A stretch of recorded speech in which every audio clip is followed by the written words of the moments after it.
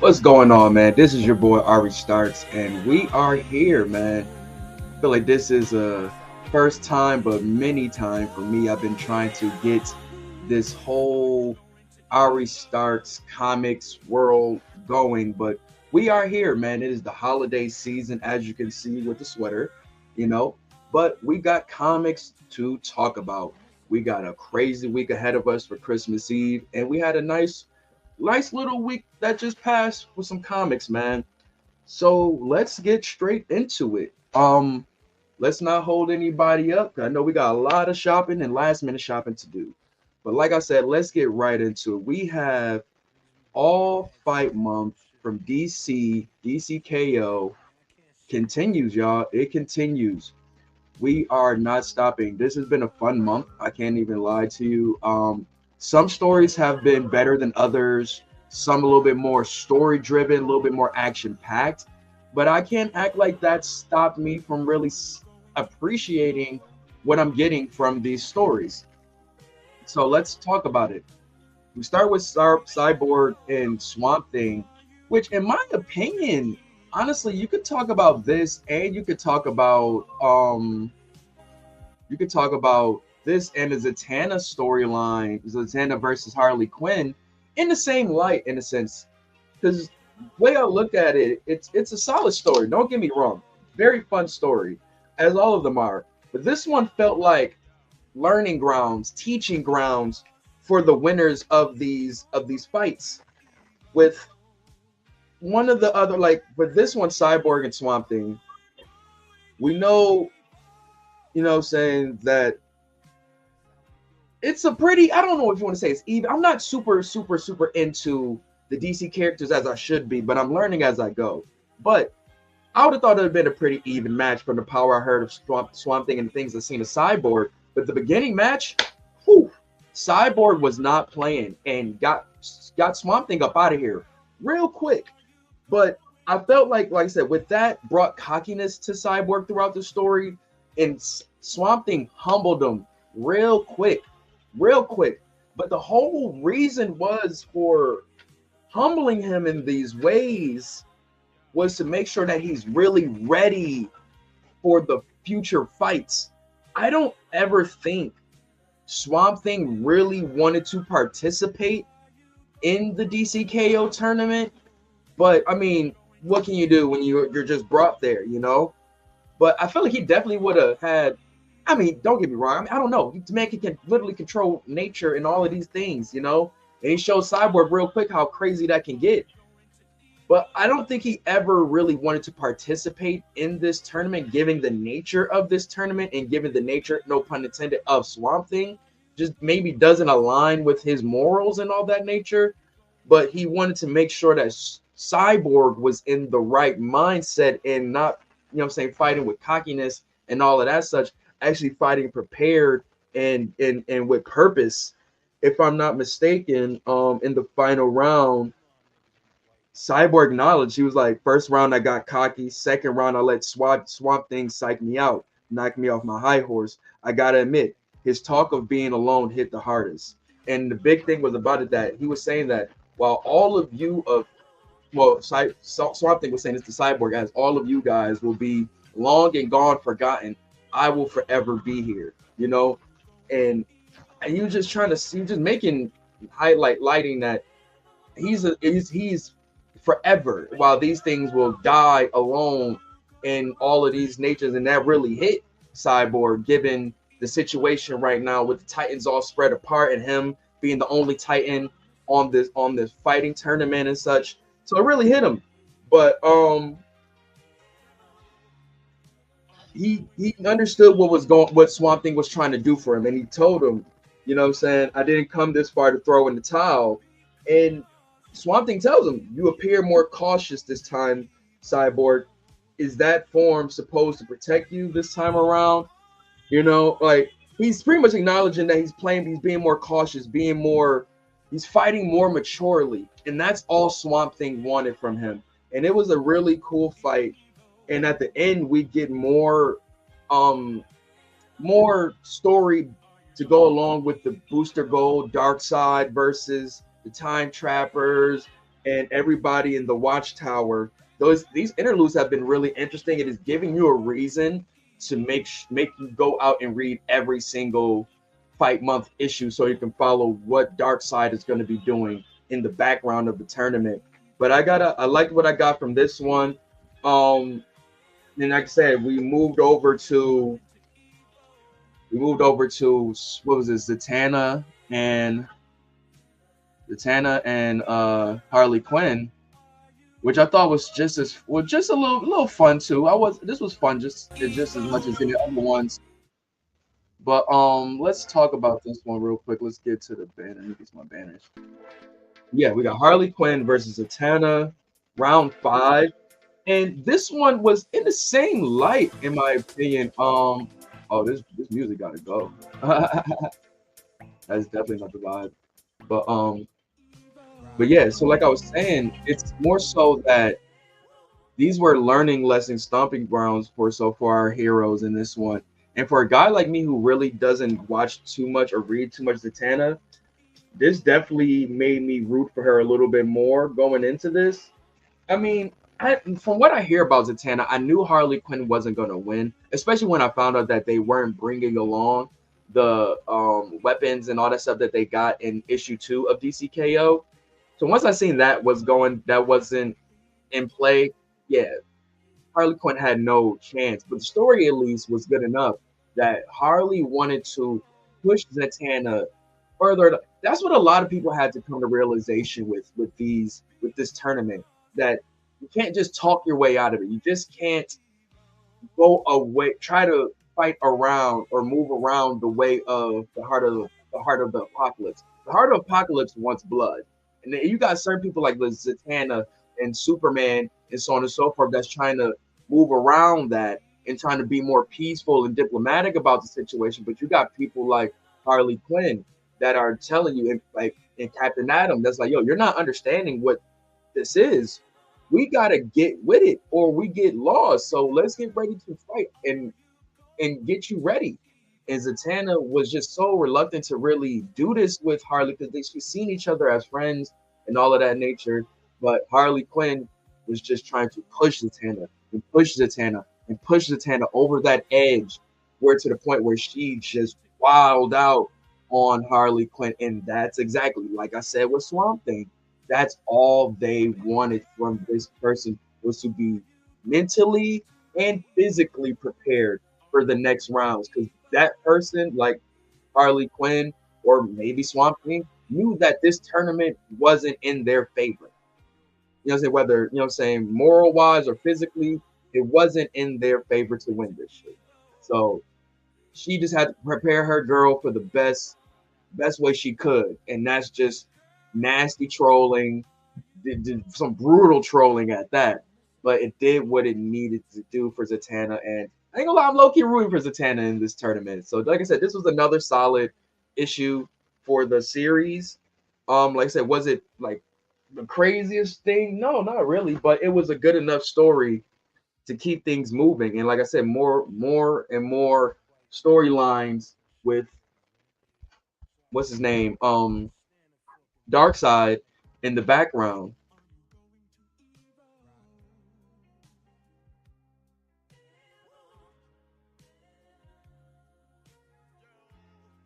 Yeah, so like I said, that we got that from the DCKO Fight Month, and then we move over to Absolute Flash issue 10.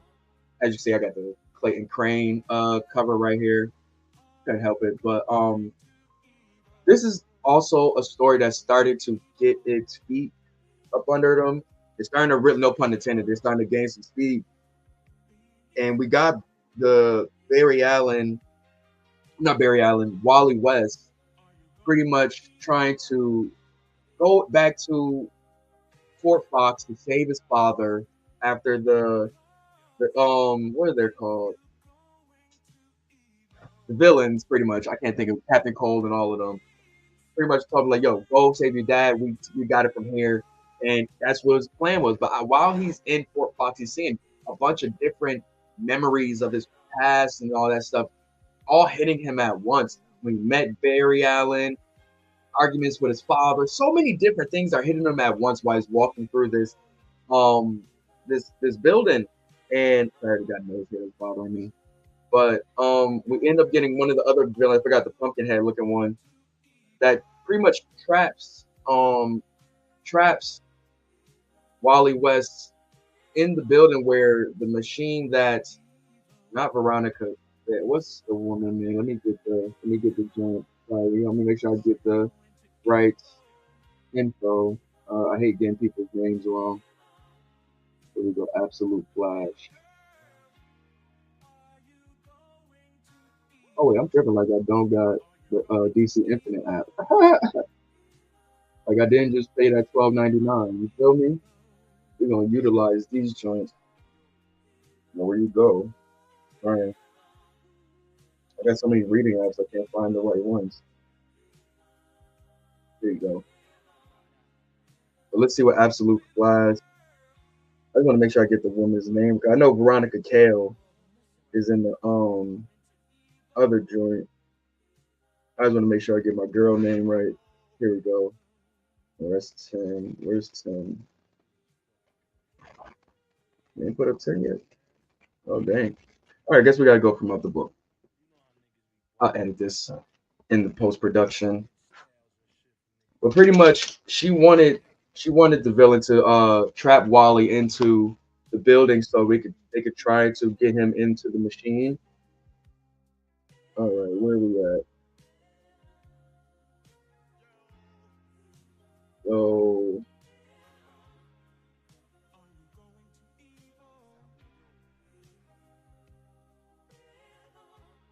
yes, so yeah, they get him trapped into the building, and pretty much, like I said, he's trying to deal with all these different mental tricks being played on him and such. And the next thing we see is that we it's something grabbing and trying to pull for Wally to save him, and he thinks that is Barry. He thinks it's Barry coming out of this Speed Force machine, and we see at the same time Wally's dad is telling him, "No, this is not the move. That's not Barry." And as soon as we see a glimpse of it, not Barry, it's gone. We get absolute Reverse Flash coming out of the Speed Force machine and just throws Wally West inside of it, letting him know it can only be one. And you see the signs. I'm forgetting what her name is right now. I'm mad. I'm blanking. Let me go to my League of Comic Geeks real quick. But she know this is her grandfather, and what's it? Something Thawne. Oh my gosh, I'm mad. I'm forgetting right now. What is Shorty name? Here we go. Here we go. Here we go. Eleanor Thawne. Eleanor Thawne's grandfather. You know, Ebedar Thawne. Like this, it got crazy. He looks insane, bro. Like these versions of these villains, like Reverse Flash and Absolute Bane and Absolute Joker, look insane compared to their regular Earth versions. I gotta say, these Absolute versions are horrific, man.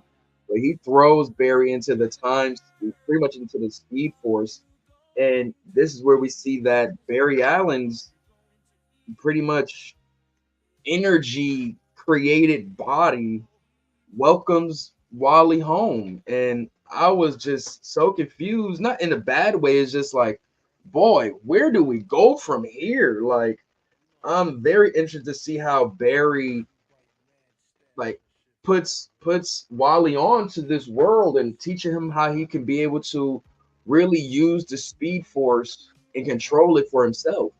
That's going to be a very interesting arc where they're going in with that. Like I said, it's starting to get better. Like I said, between that and Absolute Green Lantern, they definitely starting to pick up. But moving over from DC, we are here with Marvel. Let's talk about it. We got, what is this? Intergalactic Black Panther, issue 1. This is by Lavelle. I'm gonna make sure I get the name right.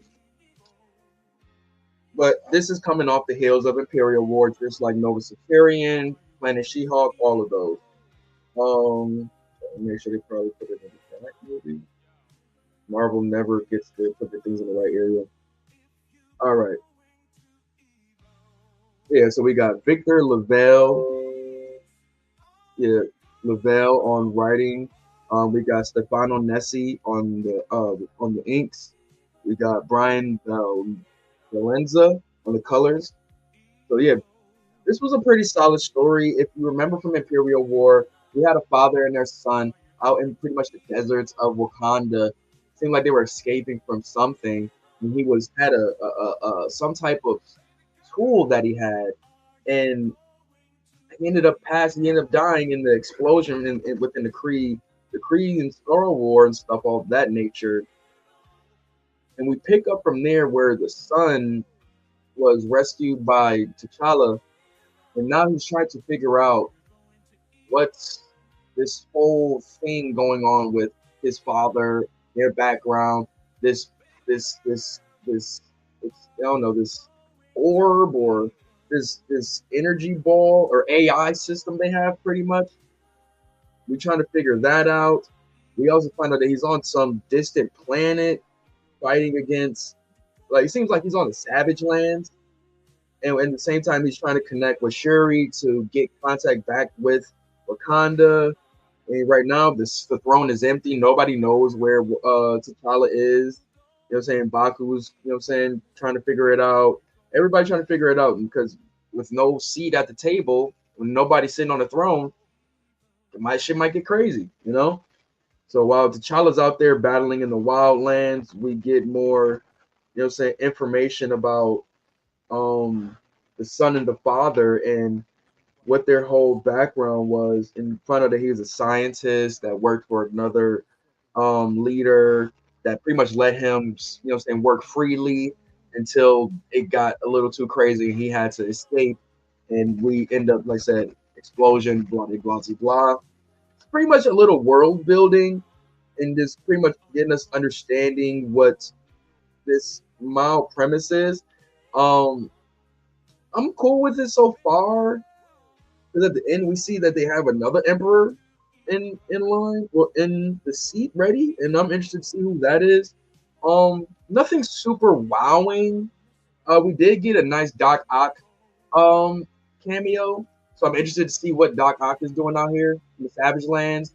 And versus Black Panther should be pretty interesting. Two scientists going at it. Like, so I'm gonna check out a few issues. Not gonna put it all my pull list. Like, so I'm gonna read it weekly, week by week, and if it's good, it's good. If it gets boring, I'm gonna just drop it. You know, it's not that crazy, you know. But so far, it's pretty solid. I'm always around for a nice Black Panther story. I can't lie. But moving on from there, we go to Amazing Spider-Man Torn issue 3. So this one, we're following up, coming off the MJ and Peter Parker date, where he's trying to put more work in with Shorty. You know, he sees that what's her name, Harry and Gwen are kind of doing their thing, and it's just awkward. So it's just like not on some like process of elimination or just because you're here, but he's like, nah, like the thing with me and MJ is moving, is grooving. I don't need to be focused on the past, pretty much. But we have Evangeline who comes through and attacks Spider-Man, looking for the book to help her change back into human form, and Spider-Man is not letting her get it. Pretty much saying like, you murdered some people, and all that sounds good, but you could do that in jail, you know. But the fight is going back and forth, and she ends up sensing where it is, and once she finds where the energy of the book is coming from, she gets warped into the book, and it brings her into some weird abstract world that we as the viewers, nor does Evangeline know what the heck is going on. But in that same moment, you know what I'm saying, Peter comes back and Gwen Stacy and Captain Stacy pull up to see if they can be able to help Spider-Man. Well, not Spider, well, Peter Parker get his shoulder looked at. And it's just really awkward for Mary Jane. because she's got Peter always leaving and all of that such. Then this old shorty comes up and saying, comes to help him and take him away. It's just a lot of stuff going on right now for a lot of parties. But that leads her to go talk and have a conversation with Aunt May and really understand what this whole how to explain her feeling or how to feel about how she feels. I don't know if that makes sense. Like, is her feelings valid? Does she feel like Peter is just pushing her away? Is it her? Is it something? And she just had to explain it the best way she could, that Peter is a protector and is his life that makes him this way. So it's just either you deal with it until you can't, pretty much. But moving from there, you also had Evangeline talking with this ambient being that pretty much said they've been waiting for her to come and they've been waiting for her, and she's like, I don't know what you're talking about. I'm not the person you think I am. She's like, they're like, did you catch a body? Oh, okay, then you're exactly the person we're looking for. And kind of from my interpretation, is looking like this might be the symbiotes. I'm not sure. But we also get a conversation between Peter Parker and Norman Osborn, Harry Osborn, which I thought was just so hilarious. We got Harry Osborn starting to figure out, or starting to be more intrigued about what's going on with his father in the basement. He might be working on some Green Goblin stuff, but he comes back to the apartment dormitory to just get some away time from his father and have some chat with Peter and such. And they both pretty much are talking about how a lot of the situation with their relationship between Gwen Stacy has been very awkward for both of them. And he's pretty much talking, Harry is pretty much talking about he might want to give up the whole thing. And it's a funny, funny, funny panel where Spider-Man is just in the background, just saying, give up, give up, give up, give up. Like, I thought that was hilarious, man. But he also knew in that same moment that it's like, nah, that's not what he wanted. This is a moment for him to really let go of the past and move forward with MJ, and that's what he really is going to do. But that was just a really funny moment there. Like I said, we had the moment with Evangeline and what I think may be the symbiotes. I don't know if she's talking to like the older versions of them. Like I said, I'm not sure, but this is early Spider-Man lore, so we'll see where it goes from there. But I'm liking this story so far. I can't even lie. Been really good.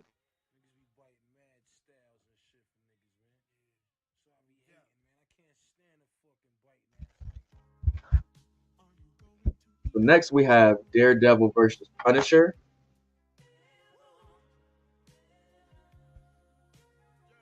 There we go.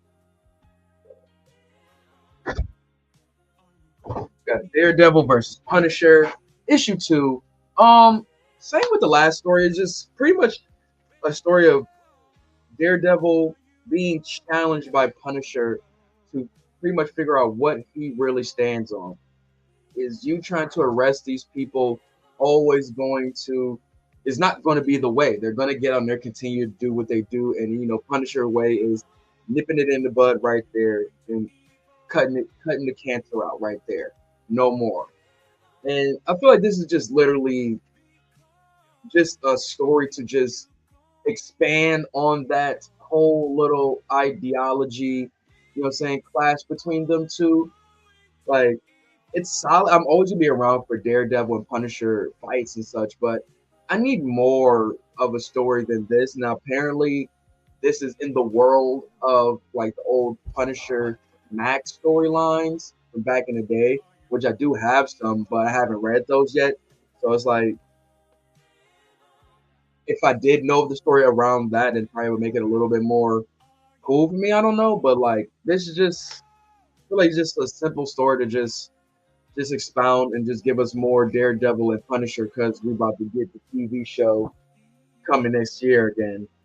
But I'm saying it was cool, but it's not crazy, crazy unless you've seen, if all of these are going to be like that we're just going to keep seeing Punisher push Daredevil to the limits of where he stands on his morals. I'll just go back and watch season 2 and season 1 of Daredevil. I don't know, like I don't want to have to keep seeing that every issue. Like, give me something else. Moving from there, we got Mighty Thor issue 5. Sorry, I was supposed to be pulling my banners up. We got that right there, Mighty Thor issue 5. Coming off of issue 4, which I'm gonna keep it tall with you. I did not read.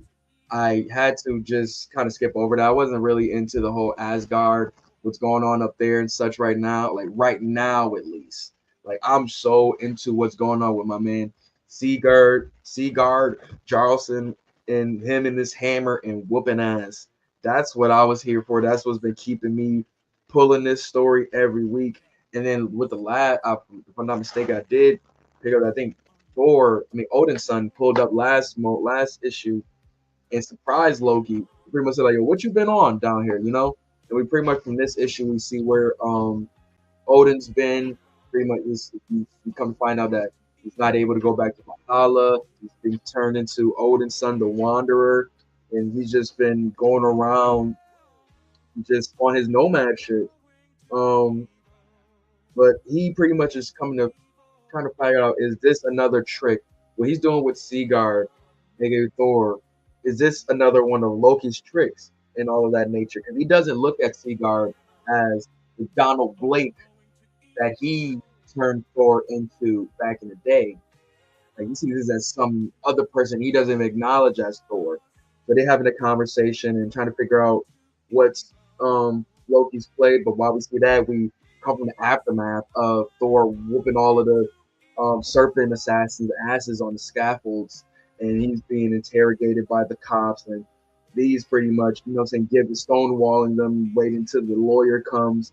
And they're playing the whole nice cop bad cop energy.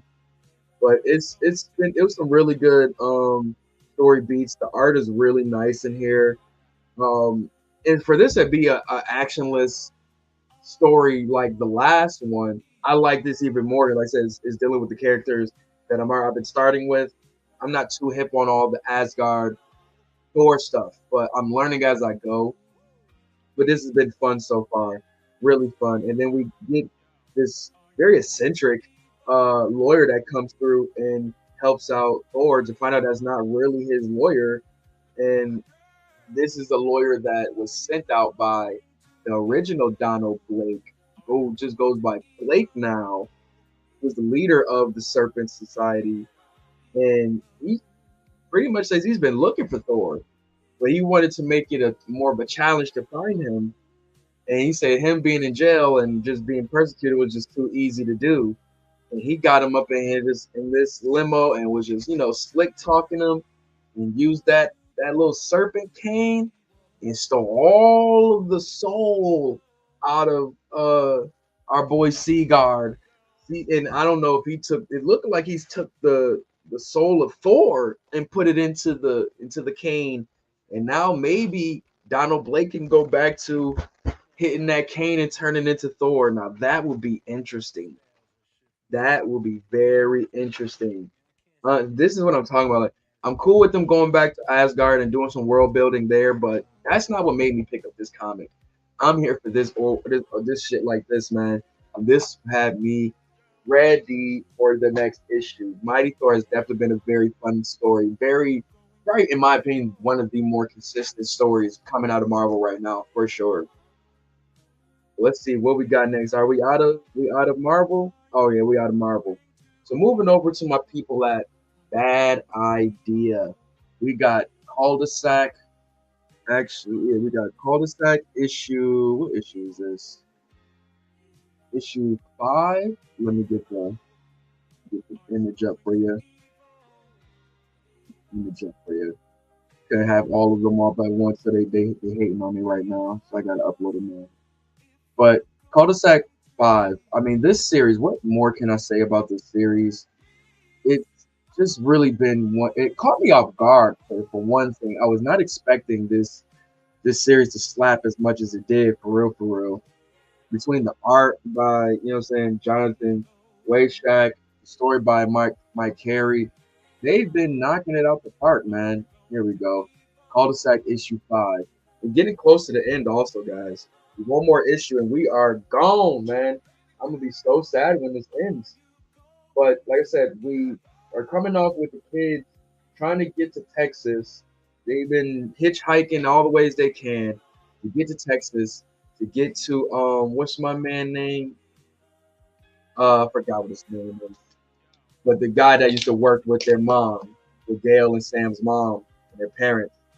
But while they're trying to get to him, he's being interrogated by the vampire hunters. And what's the man name?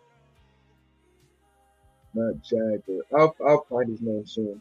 But Gallon, that's his name. They're trying to get to Gallon's house in Texas, and they're getting close and such, but they end up walking and all of that nature. We also find out that the leader of the whole vampire crime family, he's being he's getting ranked on, and they pretty much saying like, "Yo, you had your moment, but we about to take over now." They done sent the mercenaries out, all of that nature. They pulling a OG call from what it looks like, and they're taking lead. But like I said, they finally get to Gallon's house, and they come into contact with the vampire hunters again for the first time since the first issue, and it's tension, so much tension. You killed our parents. We didn't. They say, oh, we didn't know what we were getting. In. All of this stuff. A lot of tension between the two. But in that same moment, like I said, we have what's my man name? Paulus is talking to Gallant, and he's coming to realization finally that maybe the things Gallant is saying about uh, Bogdan Thale being a vampire might be true. He's breaking down how he uses it to be able to bump up competition, all of this, such how clueless they are in this whole situation. And it's pissing, you know what I'm saying, Paulus off. But he just saying, like, yo, man, that's why Gallant saying that's why I quit. Because I couldn't deal with it no more. But the tension's getting crazier and crazier and crazier, all until we find out that the vampires have finally pulled up to the building and they are ready to attack. But Gallon lets them know, like, hey, this is why I've been prepared, and has the floodlights with like advanced UV rays and all that such flash right on the vampires exploding everywhere. Great action scenes through this. And like I said, the art in the book makes it even more sweet. Like I said, it's really, really intense in these moments because you don't know who's going to turn on who. Will the kids attack the vampire hunters? Will they come together to fight them? We don't know. But like I said, we get the good fight. You know what I'm saying? Between this moment right here was really sweet. If you could be able to see it, I love this pencil and art. But yeah, man, just some really dope shit that they're doing with this one. They turn the floodlights on them. He said that's a different ball game right there. But like I said, it's just an intense battle inside the house. Everybody's getting busy, man, and it gets really intense. This is probably my favorite panel. The Paulus is just going insane and just the all red panels everywhere, bro. Come on, nasty work. But they pretty much corner Paulus, and it seemed like they might. It seemed like they might. You know what I'm saying? They want to bite him and want him to go attack everybody else. Like they saying that might be more entertaining than anything else. But that's the end of the issue from there, man. And we are gearing up to the finale of this intense battle within the house inside of Gallant's vampire hunting house. Like I said, this story, the art, the intensity, the character development, all has been really, really fun. Like I said, Cul-de-sac has really been one of my favorite stories this year. I can't say nothing bad about it, honestly. Shout out to the team over at Bad Idea. Like they're doing some good things over there. I can't even. They're doing good things over at Bad Idea. But shout out to them, man. Moving over from there, we got G.I. Joe issue 16, part 4 out of 5 of the Dreadnought War. When I mean this story has just been fun, intense, like intriguing at times too, because you got these two dudes on here. Well, let me see. These two dudes on here literally just aura farming, looking like a whole Hollister model Aeropostale cover right here. Like, come on, you got my boy No Diddy, bro. You got my boy Shredder over here with the like mutated muscle veins and shit. Like it looks disgusting, but it's fire at the same time, though. You feel me? And like I said, who was expecting these guys to be working with each other? But it's just for the sake of survival. Like I don't think Cobra was expecting Duke to go as hard for him as he was throughout this arc. And the thing is like Duke just wants the answers about Transformers, but he's willing to do whatever he can to get that information to make sure he can avenge his mans that died from Starscream. His name Frost, but he wants to still avenge his man. Make sure he's keeping the path of what this whole GI Joe thing was created for, was to go at the machines. You know, so if this me working with my enemy will get me closer to that, and I'm gonna protect this man to my dying death to make sure we get that information, because he's the only person with thorough information on this shit. And it's looking like, I'm just saying it might. Let's be clear. Cobra Commander's an evil motherfucker. I don't know if all of this sacrifice that Duke is doing to save him, but going against the words of his team, you know what I'm saying, risking his life against the Dreadnoks, who don't even got beef with Duke. They just got beef with Cobra after what they did. They like, bro, you just let him. We'll take care of him. You can go. You can go, bro. But he's like, nah, I need this man for this info. So whatever y'all got, nah, y'all got to go through me. So I ain't gonna lie, I rock with Duke, man. It was really, really fire. And they had a really dope panel and page at the end where they think they got Cobra. And man, he puts one of the Dreadnought brothers chainsaw in his arm. And they ain't sure going crazy yet, but I know that's what's about to happen next issue. I cannot wait. So, I didn't mean to take myself out of here. They have really been knocking it out the park with this Dreadnought War, and it's really been the best highlight of this comic for this year. Definitely taking it up to a whole nother level. It was already fun with the build up going into it and just getting, you know what I'm saying? This is getting acquainted with the team, but this is really where they're hitting on all cylinders right now with this Dreadnought War. Shout out to Joshua Williamson and Tom Riley. Like, they are cooking with this art and this story, man. And speaking of cool art and cool stories, let's go over to Exquisite Corpses. Oh my gosh. This one was a crazy one. I can't even lie to you. I mean, I feel like with Exquisite Corpses, it's already an exciting enough story. Already exciting enough. Did I get it on here? Okay. Already exciting enough. When I tell you that they take it up a notch, a little bit more and more each issue, nah, yeah, for sure. That's really what they're doing.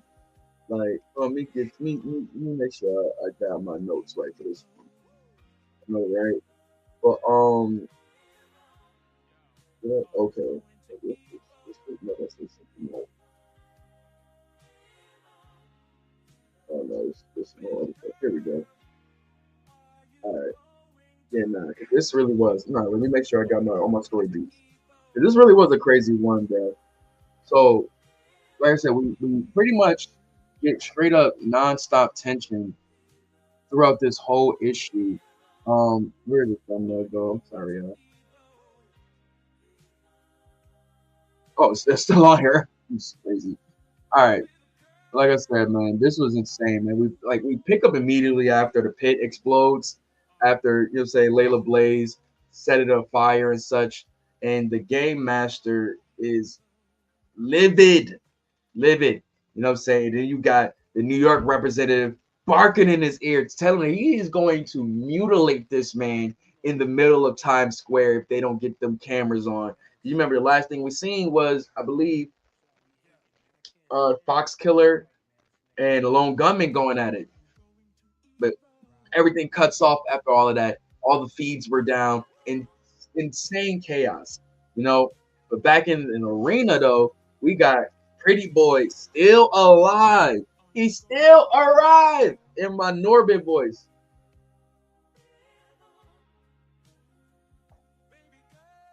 And his whole he's on some like Two-Face type vibe right now. Like half his face is like covered in like shrapnel from the explosions. Others just all bloody and shit. Like it's disgusting, bro. It's disgusting. And that's literally like as soon as he's looking in the mirror, he's like, oh nah, son. Then you hear people kind of like freaked out about him and such. And that's what literally sends him over the edge. When I thought he was the more calm, cool, collected one out of all the like serial killers, the one thing that triggers him is somebody talking about his looks. Or just, you know what I'm saying, just embarrassing, putting salt into the wound pretty much. I kind of feel like, damn, nigga, I'm already like sitting here looking crazy. I was gonna keep talking about me, goddamn. But man, he starts going insane, bro. And he's slaughtering everyone left in the pit. I'm talking ripping faces open, all of that, bro. Insanity. But while that's happening though, we go back to the crash site from Audrey and what's her name? Damn, what the hell is her name? Is it Audrey and Laura? Was it Laura? Make sure I got her name right. I think it was, yeah, Laura. Yeah, Laura. So she's looking, screaming out for Jason and all of that such. She's pretty much termed like, I gotta find my son. Mother's instinct is just not going crazy in her brain. So she makes a straight line to go try to find where he's at and such. And then while that's happening, Javi, Mike, and Jason are about to go into that burning core maze to try to find Craig. Because Javi just couldn't do it without finding Craig. Going out to find Craig, and when they do, it's really sad, man. And I gotta give it up for one of my favorite characters in this series, my man Mike, the store owner, Mike, whatever they want to call him. But this dude is Mike the man, cause how real of a nigga he was to have little Jason like just holding his hat down like, yo, no, cover your face, bro. You don't like you until I say, because you don't need to be seeing this. You know what I'm saying? Like his I think that was his older brother, I believe. I believe that's his older brother. Yeah, that to see him dead on the ground and brutally like that at the hands of the little kid, the gamer. It was really sad, man. It was really sad, but Mike really made like really kind of like it was the man in that situation to be able to continuously lead them out of there because he knew like we're not safe here. They're continuously burning. We got to get out of here. It was really really heartbreaking. But one of the real standout moments of the issue was the conversation between Laura and the lone gunman. As we find out, the lone gunman lost the fight. Sucks to see. But as he's dying, he's pretty much putting her on to what everything that's going on with this whole tournament, Game Masters, the 13, and all of that such. And she's like, yo, well, shit, like, what can we do to stop this? And he's like, stop it. Like, no, sure, this is something that just kind of keeps going. And they it's a really great conversation. He delivers a really great monologue to her, and she pretty much just acknowledges what path she's now set on, you know what I'm saying, in the light of her father and all of that such. Really, really dope, man. I gotta give it to him, bro. They really kicked it. They really kicked it out the fucking of the I'll say, well, I don't know how many times soccer players kick a ball off the building, but they knocked the ball out the park with this one for sure, for sure. But like I said, it was really, really dope. You got, like I said, the main premise too with this is that, oh yeah, I forgot, Audra caught a body too. I think she killed Layla Blaze, but that's neither here nor there. The main premise of this issue was that the people who we thought weren't the monsters now have to become what they didn't want to be able to survive and save the people or save their city. That Laura who's going to have to become a soldier she never thought she was. You're going to have Laura have to become a protective mother that or be the more assertive person that she never thought she could be. You know, who know and Mike being the leader he never thought he could be. You know, it's a lot of people making great character development moments that are not the villain or not the assassins and all that. It's the regular people who are really noticing, yo, we have to be more. to really save ourselves. And it was such a great moment, such a great theme for this comic, for this issue. Shout out to sorry, I did that again, but shout out to what they're doing over there. Shout out to the Tiny Onion Kid crew of what they're doing. It's really dope, man. I'm really having fun with this series, man. Really, really having fun. Definitely been one of my favorite series of the year so far. I cannot even. I mean, if you're not reading Exquisite Corpses right now, I don't know what you're doing right now, player. Real for real. But moving on from there, let's talk about another one of my favorite stories of the year. Everything Dead and Dying. When I tell you, this story is nothing but emotional beats after emotional beats. I cannot tell you more, like tell you enough how much this story keeps me intrigued, bro. Like I, for one, was never thinking that a zombie story would keep me this intrigued with this story. Like for real. You've seen so many zombie stories, you've seen them all. But this one, for the premise of people who don't know, this is about a man named Jack who is living in the post-zombie apocalypse. But in this town of Carventon, all the zombies are living life like it's regular. They're not eating nobody. They're just living life like it's regular because he's found a way to keep everybody fed and everything normalized to the point where their brain can still function somewhat regularly because they don't have that insane hunger for human meat and all of that such. So while he's living his regular life and all of that such with his husband and his zombified husband and his zombified daughter, everything's moving good until these outsiders come in and all hell breaks loose because they think that Jack is being, what I'm saying, being held captive by these zombies, and that's not the case at all. And as bodies start to drop, lines are drawn. It's a lot that's going on. It's so much that's going on. You know, if we come to this issue, where, if I'm not mistaken, our boy Jack wakes up after the craziness of what happened in the last issue, where I believe his um spoilers. This is all spoilers, so just to let you know, if you're not reading this, cut this off now. Go run and grab this. But I'll give you a few seconds.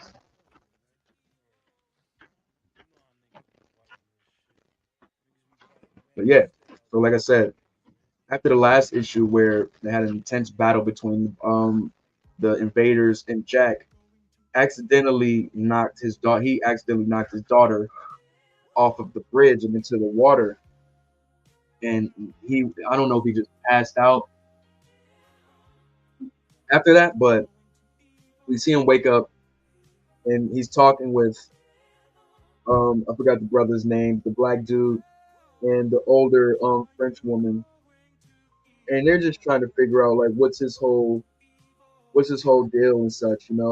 But while he's trying to talk with Jack, the older woman is kind of more so like she really wants to take this dude out and just come take over the whole area. So do the others. You got the other two freaky couple that finally enters the farm area, and they notice all the animals and such. They even like shoot one of the dogs, which just makes me hate them even more. Like, and they just end up having sex on the farm. It was just really disgusting. Not even going to hold you. And like I said, we just getting more. Um, we learning more about black man and his how he ended up getting in this situation. And to be honest, Jack doesn't care. He doesn't care. Like they killed his family. He doesn't care about none of that. But we're getting flashbacks, more flashbacks, learning about Jack's background life and his husband's life and how like they had to kind of like hide their gayness. It was a lot of craziness. Also, you got other members of the invasion crew finding some of Jack's zombie friends and doing sick experiments on them, scalping them, saying they were going to use their brains for science. Just terrible stuff. Like I never in my days thought I would be sitting here feeling sorry for zombies being tortured. I don't know how this story was able to do it, but they did it, bro. They literally had me feeling super sad for um for these zombies, all of these different zombies that were regular people in Jack's life are just being taken out one by one by one by one, and he just cannot take it, bro.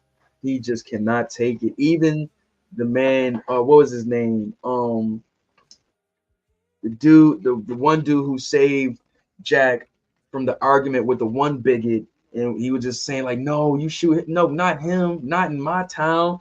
Like, oh my god, it was so sad, bro. It's so sad, dude. And after that moment, he just couldn't take it. He unraveled them joints, and he ran straight at Shorty, bro. He ran straight at Shorty, trying to escape. I think he was gonna try to save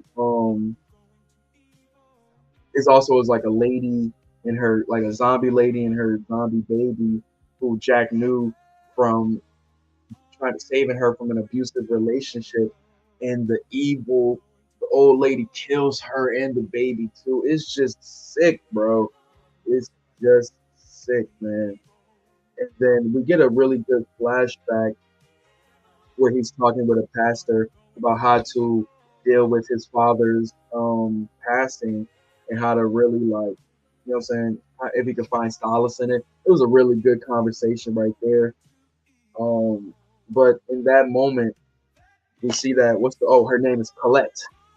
That now she's pretty much in the corners of a bunch of hungry zombies, and it's looking like they about to finally take her out.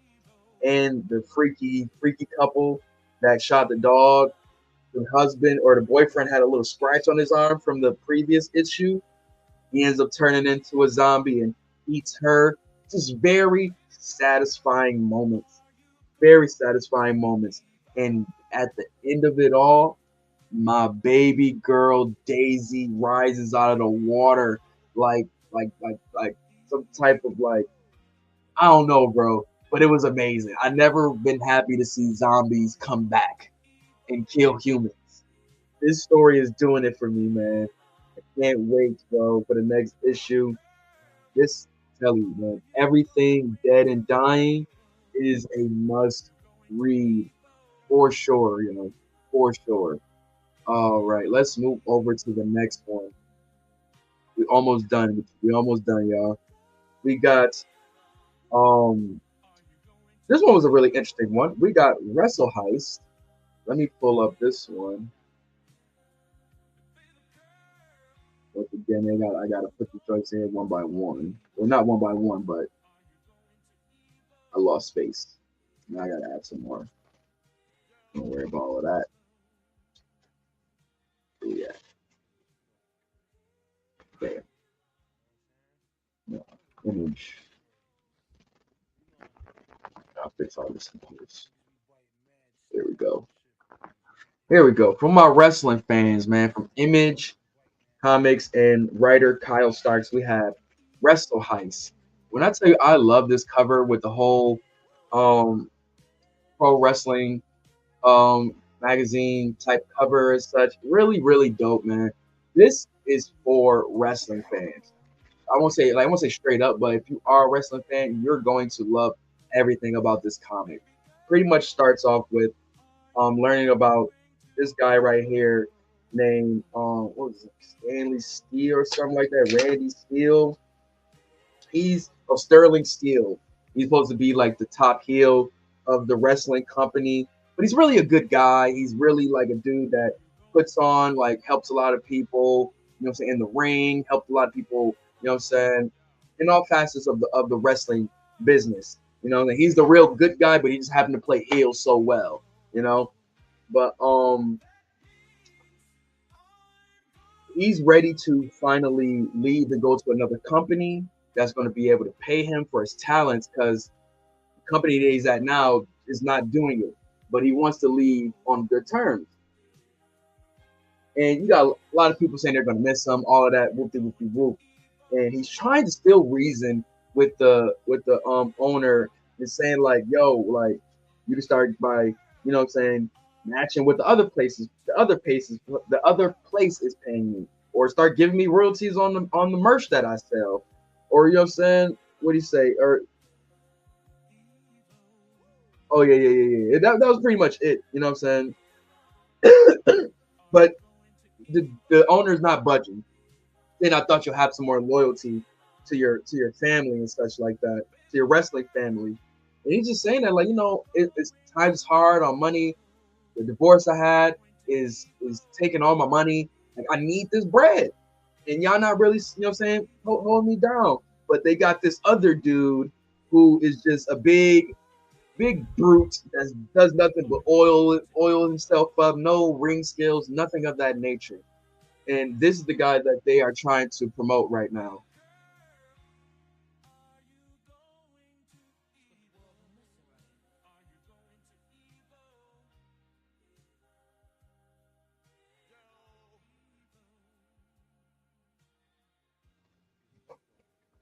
So, like I said, we get the beginning of the match, and for what it's looking like, this was going to be a shit show because he was never going to win the title. That wasn't one of his main things. He wanted to just win the title also, but they never gave him that either. But as soon as the match starts, the what's the gentleman's name?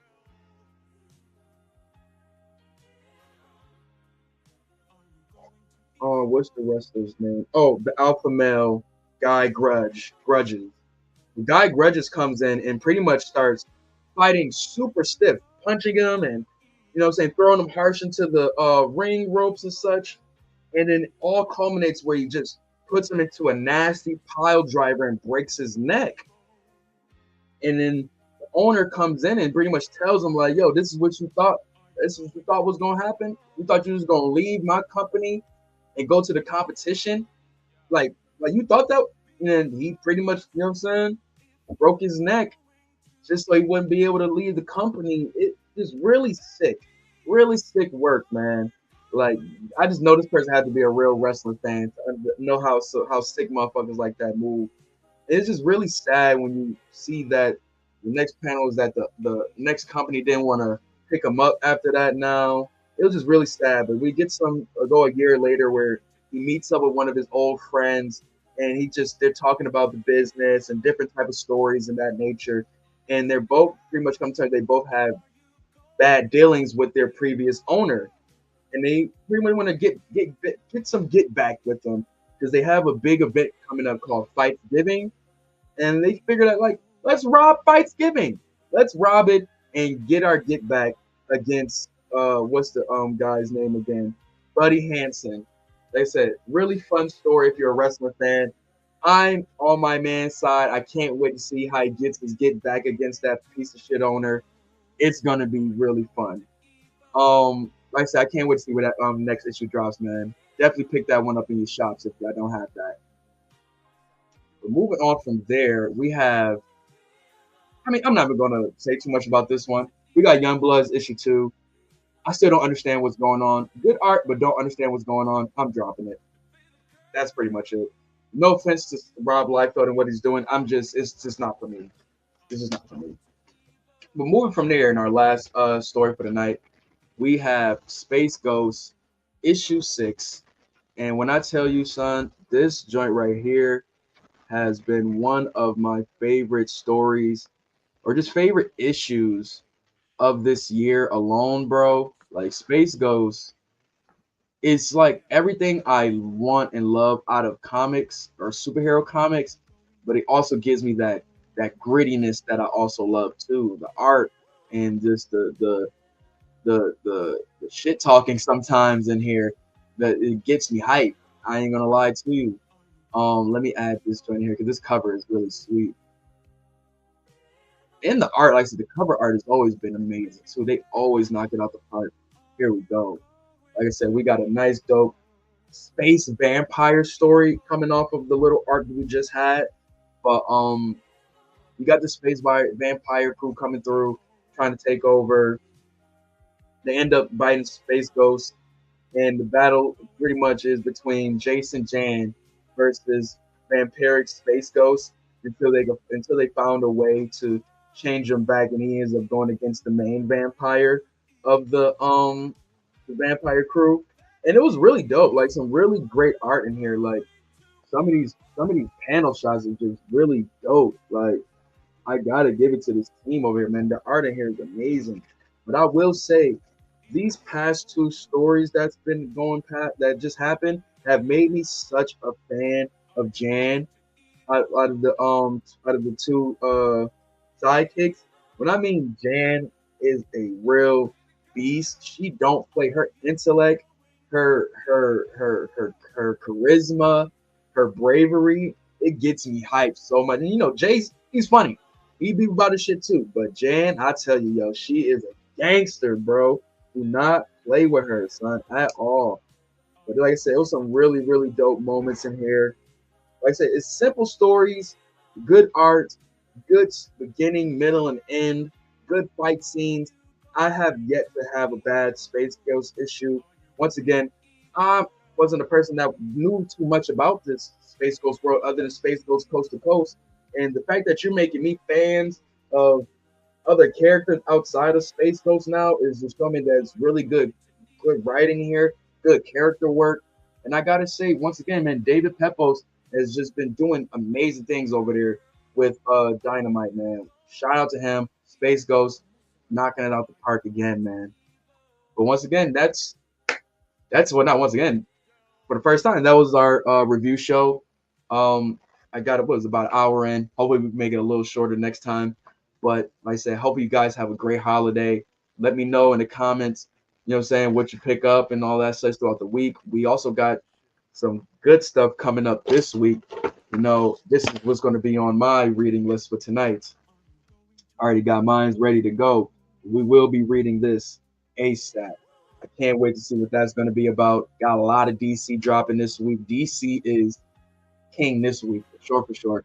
But a lot of things are dropping this week. So go check those out. You know what I'm saying? Let me know what's going to be on your pull list for the week and all of that. Hope you guys have a great holiday. Happy holidays, everybody.